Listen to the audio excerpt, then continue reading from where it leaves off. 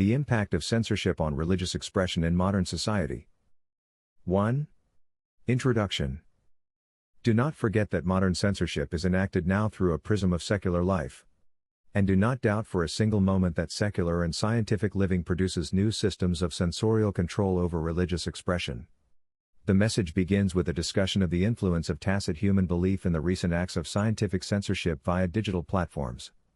This, in turn, invites reflections on what modern, mostly Western media censorship now looks like and how that affects thought and lives.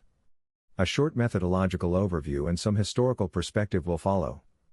The meat of the essay will be spent exploring all these described connections and relational axes, and subsequently offer a case study in the form of the recent Austrian COVID laws. Finally, some concluding notes discuss future considerations for media censorship in times of religious revival. The purpose of this message is to accomplish the seemingly impossible task of summarizing the impact of censorship from a philosophical perspective. Literature that falls under the base question has found that censorship may have normalizing effects, silencing effects, and that it depends upon the tameness of the reasons motivating censorship. It can also steer public discourse in potentially necessary ways. Where this literature goes wrong is in its forgetting of the audience who will be consuming modern media, an audience made up of human beings who live in political societies and have religious feelings and beliefs. For this reason, it is believed that in order to properly comprehend the effects of censorship, it is crucial to have a good grasp of the relational territories that form between censorship, society, political modi, and especially aspects that are based in human finitude, such as belief, human limitations, life, and death. 2. Theoretical framework. Religious expression is one of the main human rights tools, signifying an individual's belief in some religion. Religious symbols are the markers showing whether the practice is religious or not, and while religious symbols may refer to the religious field, they can at the same time go without reference to a belief. Religious symbols are considered tangible visual signs of an individual's religious expression. Examples of widely known forms of religious symbolism are Christian crosses, Jews' stars of David, Muslims mosques and women's head scarves, amongst others. Religious signs or symbols are believed to reflect an individual's freedom of holding beliefs, thoughts, and expression.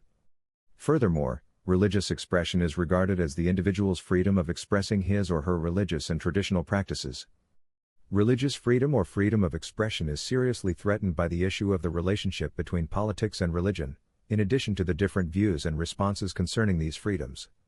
It is generally accepted that where a nation represents an oral tradition of strong faith, extra caution needs to be taken if the mechanisms of politics, public spheres, and nation-states endeavor to dictate how any very deep form of religious meaning and the political meanings within religion can and could not possibly be muttered or murmured within the extemporizing of daily communication within the everyday. Modern society is perceived as a time of open spaces and liberal values, but it is very often characterized by social and political phenomena like censorship. Censorship, a term with deep roots in human history, can be defined in several different ways, but its main goal is always the same: prohibiting the spread of some information. But just like there are many definitions, there are also several types of censorship of media.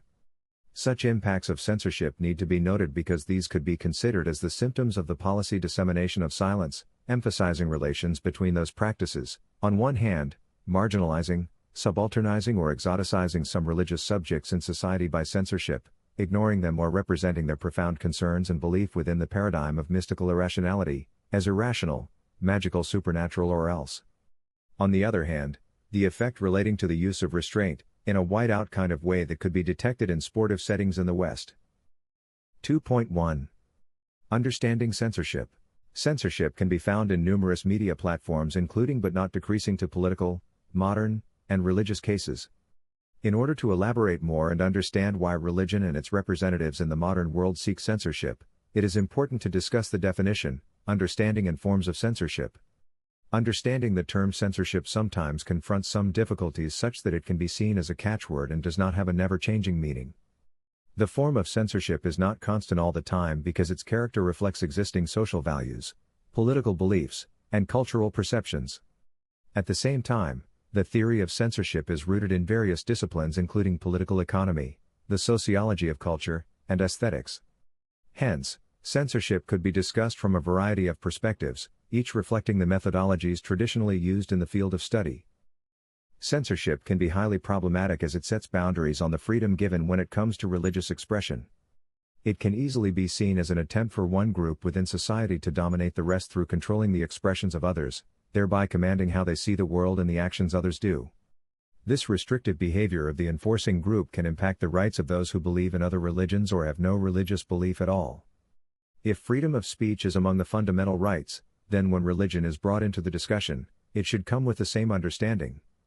If one group is suppressed, the sense of equality in the society will be questioned. Hence, the effects of censorship of religion on the society can be extensive, mainly if the majority are hard believers in their religion. 2.2. Religious expression and freedom. The various challenges within the debate over religion and censorship form a broad and complex series of positions. In understanding the nuances of religious expression in various religious traditions, a broad picture emerges that suggests context, history, and means of public religious expression can greatly impact the outcome in these debates. Despite this, however, one common theme emerges from an analysis of these debates: human dignity is the key concern to preserving religious groups' ability to religiously express themselves in the public sphere. In a global society, religious expression takes innumerable forms with public and private manifestations. What constitutes religious expression is deeply embedded in the religious tradition, shaped by the habits, practices, and rituals unique to each faith tradition. Adherents to these faith traditions often regard the act of worship and the visible manifestations of religious identity as non-negotiables. This makes defining and protecting religious expression in a consistent manner particularly challenging, especially in a society that privileges pluralism and demands religious liberty beyond policies of state neutrality. Complicating matters further is the adversarial stance modern atheism tends to take against publicly manifest religious expression, particularly when it comes to public rituals, observances, and entitlements on state and public-based land. In this confusion, the debate over religious expression oscillates between different theories of justice, which can claim that religious groups and individuals have a right to their religious practices and religious identity. 3. Historical perspectives. While various interpretations of doctrines have formed religious communities throughout the years, the enactments of numerous religious texts constitute a synthesis of many ideas and precede cultural ideals, scientific knowledge, and societal norms. Many of the beliefs upheld by these historical religious communities highlight a balance between free speech and deliberated dissemination or acknowledgement of certain ideas. If we understand many of these texts through historical analysis, we will recognize that religious censorship has not been the force that it is today. Where censorship has intentionally been enforced or passed as law in Scripture, there is ample information containing historic commentaries debasing those very acts. Ultimately, historical evidence underscores that societal beliefs are the product of human-made limitations and should not be employed to place limitations on the free/temporary exchange of ideas. Throughout history, governments and religious leaders have relied on censorship to mitigate volatile religious contexts and preserve religious peace within their borders. The earliest forms of religious censorship have biblical roots based on Christian interpretations of pastoral authority. Modern reception theory and historical research have evolved from this lens to provide a more contextual examination of how literature and information were censored to disseminate specific religious narratives in history. Research conducted from both perspectives provides an excellent context for how religious literature was curated and influenced to disseminate religious ideals. 3.1. Censorship in religious contexts.